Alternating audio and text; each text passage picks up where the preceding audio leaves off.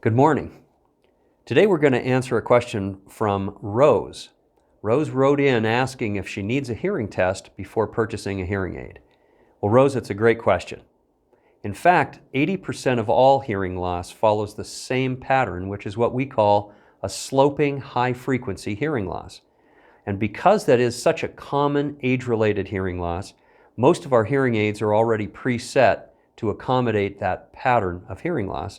And all you have to do is purchase a hearing aid that matches the intensity of your hearing loss, anywhere from mild to moderate or severe, and we have a wide variety of hearing aids to help.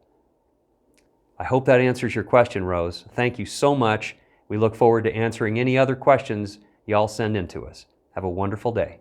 Bye-bye.